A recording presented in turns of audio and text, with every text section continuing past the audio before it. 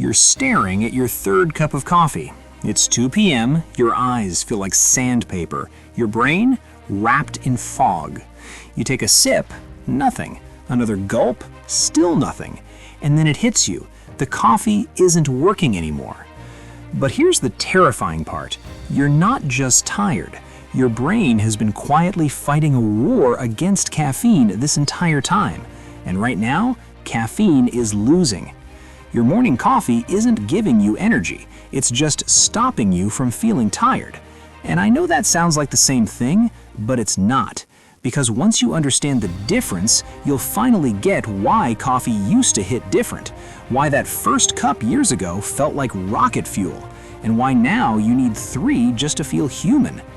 Here's what we're covering: how caffeine actually tricks your brain, why tolerance builds and why your brain fights back, the half-life mistake that's destroying your sleep, why some people need way more coffee than others, and exactly how to reset your sensitivity and make coffee work again. By the end of this video, you'll know more about caffeine than 99% of people who drink it every day. Let's get into it. The beautiful lie. Let's rewind to that very first cup. Remember it? Maybe you were 16, exhausted before a big exam, or 22, dragging yourself through an early shift.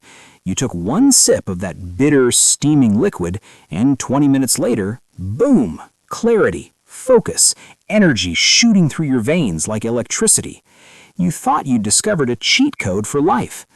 But here's what nobody told you. Coffee doesn't actually give you energy. Not a single drop. It tricks your brain into thinking you're not tired. And that's a very, very different thing. The tiredness molecule.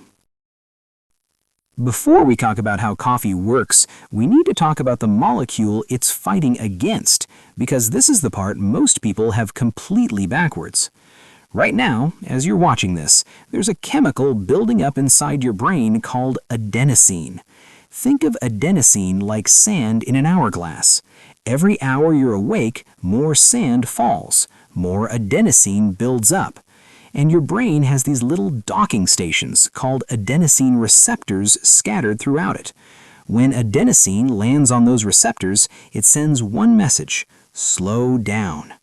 That heaviness behind your eyes, that mental fog creeping in around 3 p.m., that overwhelming urge to close your laptop and nap, that's adenosine doing its job.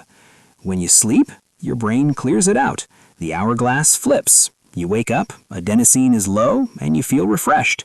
Simple, right? Here's where coffee comes in and where things get interesting. Caffeine's sneaky trick. This is the part that changes how you think about your morning cup forever. Caffeine is shaped almost exactly like adenosine. It's a molecular imposter. Imagine adenosine is a key and the lock is a lock. When the key goes in, the lock clicks and you feel tired. Caffeine is a fake key. It slides right into the lock, but it doesn't turn. It just sits there, blocking the real key from getting in. So when you drink that first cup, caffeine molecules rush into your brain and slide into those receptors before adenosine can get there. The locks are now blocked. All that adenosine your brain has been building up, it's still there. It's still screaming sleep, sleep, but your brain can't hear it. You feel awake, alert, invincible. But here's the critical part. You're not more energized. There's no boost. Caffeine doesn't add anything to your system. It just blocks the tiredness signal. This matters because it explains why coffee feels different when you're well rested versus when you're exhausted. If you slept great, there's not much adenosine to block. Coffee feels mild. But if you're running on 4 hours of sleep, you have a mountain of adenosine built up. Coffee blocks the receptors, but the moment it wears off, that mountain comes crashing down, and you feel worse than before. That's the caffeine crash. It's not that coffee stole your energy, it's that it was hiding how tired you really were. The tolerance trap. Now here's where things get dark. Your brain isn't stupid. It notices something weird is going on. Why can't I hear the tiredness signals anymore? It wonders. So your brain does something clever and kind of terrifying. It builds more receptors. Think about it like this. If someone keeps blocking your front door, you install a back door and a side door and a window entrance. After just a few weeks of daily coffee, your brain might have 20% more adenosine receptors. Some studies suggest heavy drinkers develop up to 50% more. Now, that same cup of coffee that used to block all your receptors, it only blocks half. So you drink 2 cups, your brain builds more receptors. You drink 3 cups, more receptors. 1 cup becomes 2, 2 becomes 3, 3 becomes a full pot and a gas station energy drink at noon. This is tolerance. And here's the dark side. If you skip your morning coffee now, you don't just feel normal tired. You feel worse than you would have before you ever started drinking coffee, because you have all this extra adenosine and extra receptors for it to land on. Your brain is screaming tired louder than ever. Until one day, you're chugging your 4th espresso and feeling absolutely nothing. But here's the twist nobody talks about. The coffee is still working. It's just barely keeping you at baseline, blocking enough receptors so you don't crash completely. Without it, you'd feel even worse. You're not drinking coffee to feel good anymore, you're drinking it to feel normal. 2 coffee drinkers, a tale of 2 brains. Let me show you what this looks like with 2 people. Person A, Jake. Jake drinks coffee the way most people do. 1st cup when he wakes up, 2nd cup mid-morning, 3rd cup after lunch, sometimes a 4th if he's dragging. He's been doing this for years. Here's what's happening in Jake's brain.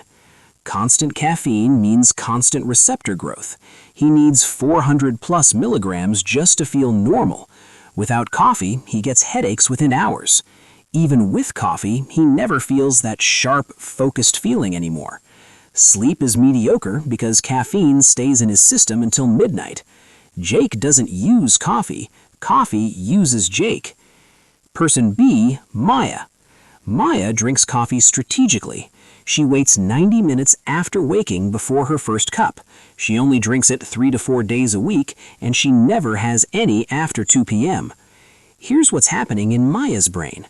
Receptors stay at baseline, no excess growth. 1 cup hits like 3 of Jake's. No withdrawal on off days. Sleep quality stays high, so she needs less caffeine anyway. Coffee remains a tool, not a crutch. Same substance, completely different results. The difference? Maya understands what we're about to cover next. The half-life problem.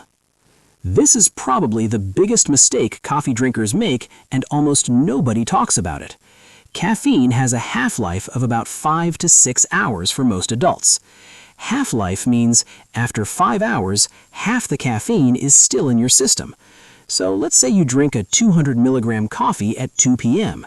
At 8 p.m., you still have 100 milligrams floating around. At 2 a.m., 50 milligrams. That's still like drinking half a cup of coffee while you're trying to sleep. But I fall asleep fine after coffee. Here's the thing.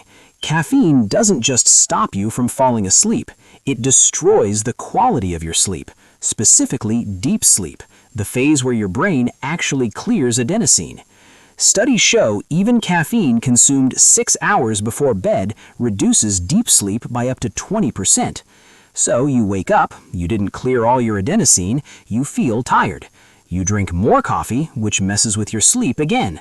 This is the cycle that kills caffeine's effectiveness. It's not just tolerance, it's sleep debt compounding on top of tolerance. And most people have no idea they're doing it to themselves. The withdrawal nightmare. Want proof of how dependent your brain has become? Try quitting. I'm serious. Skip your morning coffee tomorrow and watch what happens. Within 12 to 24 hours, you'll likely experience a pounding headache because blood vessels in your brain suddenly dilate after months of caffeine-induced constriction, crushing fatigue because all that built-up adenosine finally floods those extra receptors your brain created, brain fog so thick you'll forget your own passwords, irritability, muscle aches, even flu-like symptoms. This isn't weakness, this is chemistry. Your brain restructured itself around caffeine, and now it's screaming for the drug it depends on. That headache, that brain fog, that desperate need for caffeine, it's your brain throwing a tantrum because you changed the rules. Okay, here's what you actually came for. How do you fix this? Deep breath. There's good news. Your brain is incredibly adaptable in both directions. Those extra adenosine receptors, they're not permanent. Stop consuming caffeine and your brain will slowly dismantle them. You have 3 options, depending on how brave you're feeling. Option 1, the hard reset. Go cold turkey for 7 to 12 days. Days 1 to 3 will be rough. Headaches, fatigue, irritability. Your brain is freaking out. Days 4 to 7, symptoms fade. By day 10 to 12, your adenosine receptors have down-regulated back towards baseline. That means no coffee, no tea, no energy drinks, no dark chocolate, no pre-workout. When you drink coffee again after this, it will hit like it did when you first started. 1 single cup hits like rocket fuel. The sensitivity returns. The joy returns. You've reclaimed the cheat code. Option 2, the gradual taper. Can't handle cold turkey? Cut your intake by 25% each week. 4 cups becomes 3, then 2, then 1, then half. It's slower, but the withdrawal symptoms are way more manageable. Option 3, strategic cycling. This is maintenance mode. Once you're reset, don't go back to daily use. Drink coffee only on days you really need it, maybe 3 to 4 days per week. This keeps tolerance from building back up. Some people do weekdays only. Some do Monday, Wednesday, Friday. Find what works for you. Bonus rules that change everything. The 90-minute rule. When you wake up, cortisol, your natural wake-up hormone, is spiking. If you drink coffee during this window, you're stacking caffeine on top of something your body was already doing. And you're training your brain to expect caffeine for wakefulness. Wait 90 minutes after waking before your first cup. Let cortisol do its job first, then use caffeine as a boost, not a replacement. The 2 p.m. cutoff. Simple. No caffeine after 2 p.m. Protects your deep sleep, protects tomorrow's energy. Non-negotiable. L-theanine stack. This amino acid, found naturally in tea, smooths out caffeine's jittery edge and may reduce tolerance buildup. Consider pairing it with your coffee for a cleaner, calmer focus. The real lesson. Here's what this really comes down to. Coffee isn't evil, it's a tool. But like any tool, it loses its edge when you use it constantly. So, here's the framework. 1. Caffeine blocks tiredness, it doesn't create energy. 2.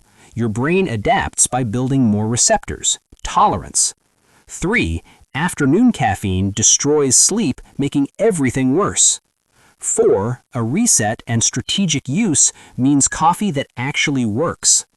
That first magical cup? It wasn't magic, it was chemistry. Your brain in a sensitive, receptive state. And you can get back there.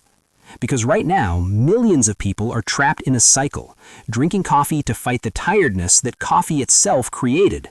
They're running on a treadmill wondering why they're not getting anywhere. Don't be them. Take a break, reset your brain, reclaim your energy. And when you finally taste that first cup again, really feel it coursing through you, you'll understand something important. The drug was never the source of your power. You were. If this video opened your eyes, smash that like button. It genuinely helps more than you know. Subscribe if you want more breakdowns on how your brain actually works. And drop a comment. How many cups are you up to? Be honest. No judgment here. I'll see you in the next one.